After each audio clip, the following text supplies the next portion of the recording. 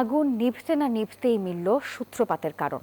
Gas cylinder বিস্ফোরণ থেকেই করাইল বস্তিতে ঘটে অগ্নিকাণ্ড। আর মিন্টু মিয়া নামে এক ব্যক্তির বাসা থেকে সেই বিস্ফোরিত সিলিন্ডার উদ্ধার করেছে ফায়ার সার্ভিস। এদিকে ধ্বংসস্তূপে পরিণত করাইল বস্তি থেকে নিজেদের শেষ সম্বলটুকু এখন খুঁজে ফিরছেন ক্ষতিগ্রস্তরা। ফায়ার সার্ভিস কর্তৃপক্ষ, দুর্যোগ ও ত্রাণ মন্ত্রণালয় সহ বিভিন্ন সংস্থা এরই মধ্যে ক্ষতিগ্রস্তদের তালিকা হালনাগাদ শুরু করেছে। বুধবার বেলা 11:15 নাগাদ ফায়ার সার্ভিসের একটি দল এসে হাজির হয় মিন্টু মিয়ার ধ্বংসস্তূপে পরিণত হওয়া বাড়িতে। ক্ষতিগ্রস্তদের তালিকা হালনাগাদ করার পর খুঁজে বের করে আগুনের সূত্রপাত। উদ্ধার করা হয় বিস্ফোরিত গ্যাস সিলিন্ডারটি।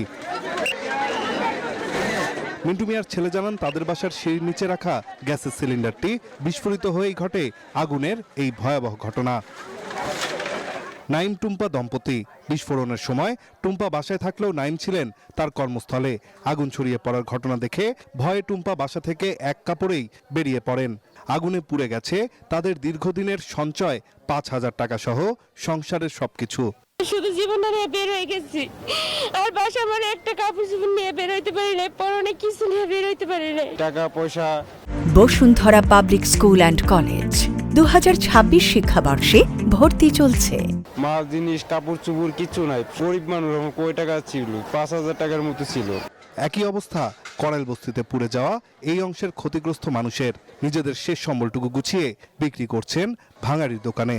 বাসায় ছিলাম না, কাজে ছিলাম, গার্মেন্টসে চাকরি করি, এই জায়গায় ছিলাম। 5টা 20-এ খবর পাইছি, পরে আইসা আর ঢুকতে পারি না। এর আগেই দেখি সব শেষ। ছোট একটা জানালা আসছিল, ফুলারা বাতাস খাইবার লাগিয়া ওই জানালা আমি কি করছি, লাকড়ি একটা যা শক্তি আছে তা দিয়া খুলছি। একটা বাতি মারা আসছিল, আমি লাভ দিয়ে পড়তে গিয়ে যে আমার ভাবে আহত হয়েছি আমি। এদিকে এরই মধ্যে ক্ষতিগ্রস্তদের তথ্য হালনাগাদ করতে শুরু করেছে ফায়ার সার্ভিস, দুর্যোগ ও ত্রাণ মন্ত্রণালয় সহ বেশ কয়েকটি সংগঠন। ক্ষয়ক্ষতি নিরূপণের পর তাদের জন্য ঊর্ধ্বতন কর্তৃপক্ষ নেবেন বিশেষ ব্যবস্থা। যে আমাদের প্রাথমিক কাজ হচ্ছে বাড়িওয়ালা এবং হচ্ছে গিয়ে তার ভাড়াটিয়া যারা ছিল প্রত্যেকের আমরা তালিকা নাম সংগ্রহ করে নিচ্ছি। কি পরবর্তীতে সেটা হচ্ছে আমরা আবার হচ্ছে যারা ঊর্ধ্বতন আছে তাদের কাছে সেটা আমরা হ্যান্ড ওভার করব। এদিকে সকাল থেকে ক্ষতিগ্রস্ত এলাকায় বসানো হয়েছে মেডিকেল ক্যাম্প। মেরামত করা হচ্ছে বিদ্যুৎ সংযোগ লাইন। ক্ষতিগ্রস্তদের খাবার দিচ্ছে বিভিন্ন সংগঠন।